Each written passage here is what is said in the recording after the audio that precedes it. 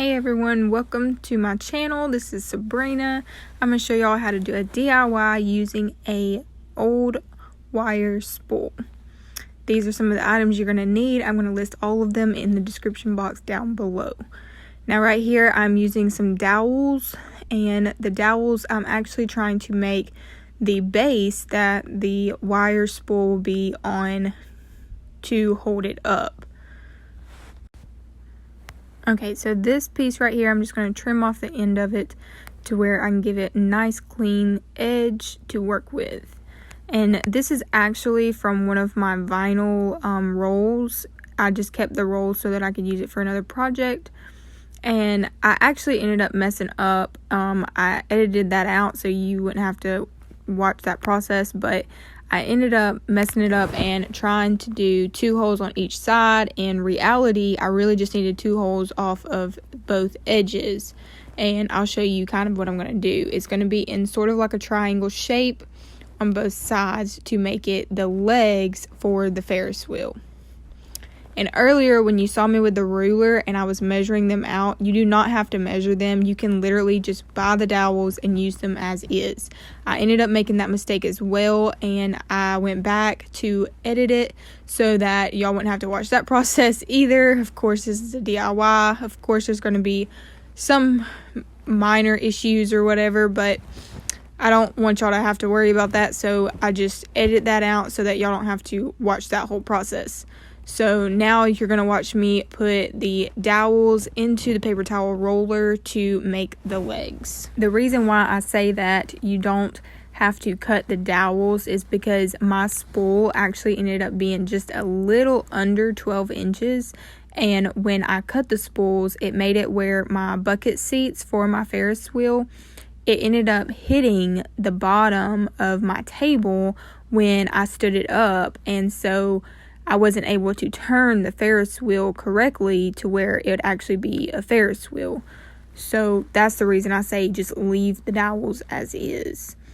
Now, if you end up getting a smaller wire spool, then yes, I would definitely recommend cutting them or trying to measure them as best you can.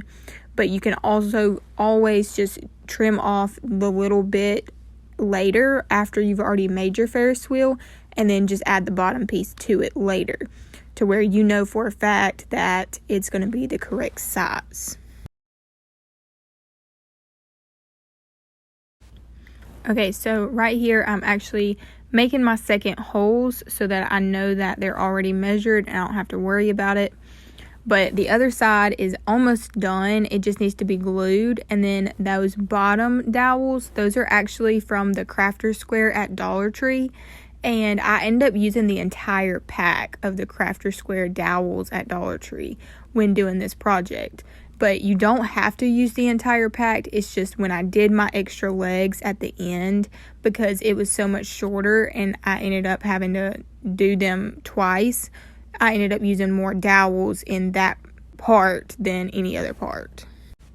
Okay, so now that I've got it completely, I have everything I want to do the way I want to do it, I'm actually going to go ahead and glue the one side down and the bottom part down. And that way then one side will be completely done, and then I will then take the wire spool and stick it on top while that side is drying.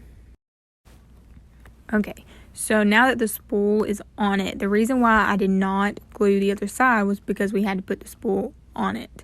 So now I'm going to go ahead and glue down the bottom edge and the top piece so that you can kind of see what I did on the other side. And I'm going to stand it up and I'm going to adjust to make sure that it is at the right height on both legs. Okay, so now we're going to let that dry, and I'm going to go ahead and get my smaller food skewers out. And I actually ended up using 8 of these around the Ferris wheel. And I cut them 2 centimeters higher than 4 inches. You could just do it 4 inches if you want to, but I wanted to make sure that it was completely even with both edges. And then I just glue it down in the center of all the little spool wires. Okay, so now that I've showed y'all kind of what I'm doing here, I'm going to actually end up standing this back up because I haven't cut the rest of my dowels yet when I filmed this, and I noticed it was a little wobbly when I stood it up. So I ended up putting a thicker dowel from Walmart in the center and hot glued it to both edges. And after I get done hot gluing it, I'll show you what I'm talking about. So inside, like the paper towel roller, I guess you would call it, I ended up hot gluing it to the edge of those other ones just to give it a little more support because it is still a little wobbly. But when I ended up redoing my legs later on, I made it a little more sturdy only because I did notice how wobbly it was.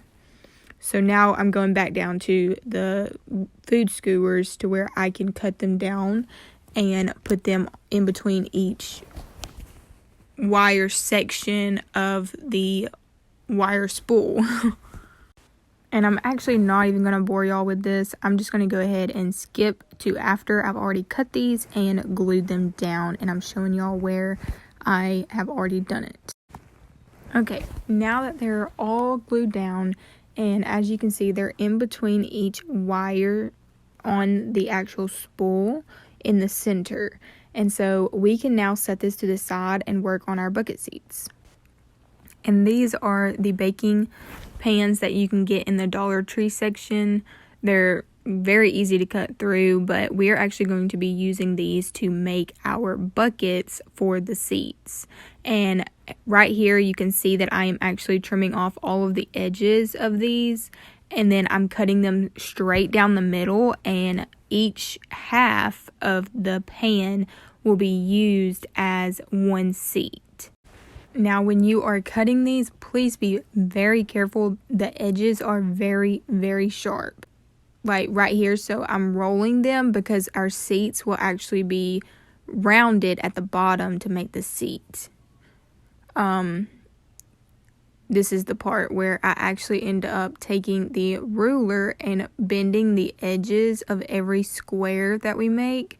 We end up making 8 squares because that's how many dowels we put on the wire spool to hang our seats from. And I'm just laying down each corner to where it's not got that sharp edge anymore, so it doesn't, I don't end up cutting myself trying to work with it. And I'll show you here in just a second that I end up go ahead and doing all of them. And I'm taking that other vinyl roll and rolling them to make them automatically bend and to get those creases out that the pan left behind.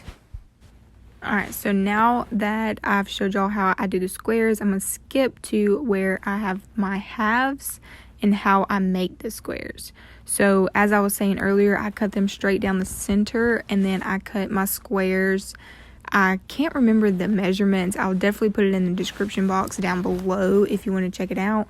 I ended up just cutting 2 of them, and then I just cut pan the same as the other squares to where I don't have to keep measuring every single one of them. And right here is where I'm actually rolling each one to get them creases out. So this is where I'm going to go ahead and fold all of them, and I'm going to fast forward through this because I've already explained this part. Okay, so that is how I'm doing it, and then those are the completed pieces, and I have 7 in that photo because I had already made 1, and I actually didn't like the way it turned out, so I decided not to even film it. I did not feel like wasting anybody's time. So this is how I'm actually wanting to do it, and one of my dowels end up making one of these edges. So these edges will actually end up going on the edge of the bucket seats later on, and one dowel makes one edge. So as you can see here, I have a little S-hook at the top, or not really S-hook, it's just wire that I made looking like an S-hook, but I'm going to show you sort of what the pieces will look like. One of those make 2 pieces long and 1 piece short, and that is the perfect size for just one of those triangles. Okay, So I've already cut all of the pieces that I need. You're going to need at least 16 of the food skewers to where you can make 16 sides for the bucket seats. So you're going to need 16 triangles. And here I have all 16 done. And then I'm going to take those aluminum pieces. And this is one of the other ones that I made earlier I did not like. You see how bent the wire is? That's why I decided to go with the wood dowels instead, because I felt like it was more sturdy. And so now we're just going to glue our aluminum to our wooden dowels to create the edges for where we're going to hang our bucket seats from. So you'll notice here, I'm sorry, my camera is not in the right spot at this time, but I end up actually bending the aluminum to where it looks almost exactly like that bucket seat that's laying down that I made earlier, to where I could put the wooden dowels on. And right here, my paper was not bending as much as I would like for it to, so I actually ended up just rolling one of the wooden dowels on it to give it more of a curved look. And you'll notice here I actually end up putting hot glue on each corner, and that is where we're going to attach the aluminum foil at. And you'll notice that I do it right here, and you're going to bend it from the top to the bottom as if it's a piece of paper. So you're going to pretty much bend it the long way instead of bending it the shorter way, because you want more of that oval shape, or half C as you should call it. And then I'm going to attach the other edge.